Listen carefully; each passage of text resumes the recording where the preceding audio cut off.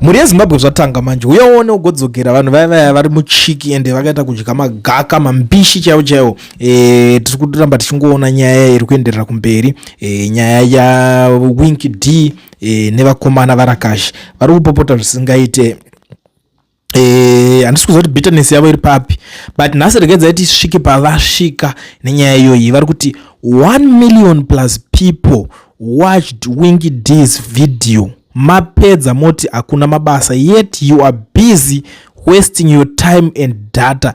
Tsvagai mabasa. This is bitterness iri kubva kune vakomana vaya the likes of ana comrade Wale avunga vazacho vangamba mapedze vakomana ivava. Ende ndabadaona imwe yacho futi mukuru wavo ane zvimwe zvaari kutaurawo futi ari kubatanzira kune nyaya imwe iri kunetsa kanyaya yema audios nechinchi. So these guys vari kungobva vangobatanzira audios, fake screenshots and propaganda. That's Rutendo Matinyari's playbook. Him and Winky-D, both deep state operatives in Zimbabwe. One distracts through music, the other through manufactured leaks. Classic tactics to bury the fact that bill number 3 has already passed. Don't fall for the choreographed nonsense. Ndo zvavari kutaura vakomana vacho.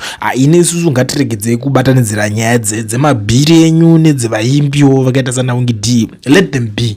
Siya vakomana vangotaura zvavari kuda kungotaura music mavo. Music haina munhu unenge yatuka. Last time makazviita makati wataura zvisina basa ngochida kuonererwa uri muHICC ndobva avhariswa HICC naTagwirei. Vanhu vakazononge zvinhu zviri simple ngezvinhu zvakaita sei but akatoshayiswa jazz ende ndo munhu mekuti aitopinda achitoirawo music yake achiita zvaaita but HICC yacho ikabva tanga kungobhukwa day iroro raienda achiita sei achigadzira zvinhu zvake achigadzira mashows ake achinoimba achiita sei ikoko. Saka nhasi manje yatek panyaya dzekuti iwewe ubva newewe uruda kuonererwa nenyaya yekuti wauda kubudisa music uchingoti ndinofira kureva uri panhingirikini papa. Guys, musadaro, siyanai nemagafa. Inini zvangu ndotofarira magafa acho zvekutodaro zvekuti zvimwe zvese zvandingambodinge zvakatonzi magafa atopinda chero muparliament macho chero akanzi ballot. I would rather vote for those guys because havasi vanyengeri vanotongotaura sezvazviri.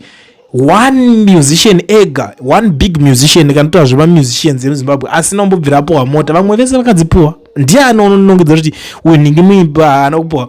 Nevakafa vazhinji vacho vaingosara vachipuirwa mhuri dzavo nzi ningi ndichimbofa nayo bata makadai so.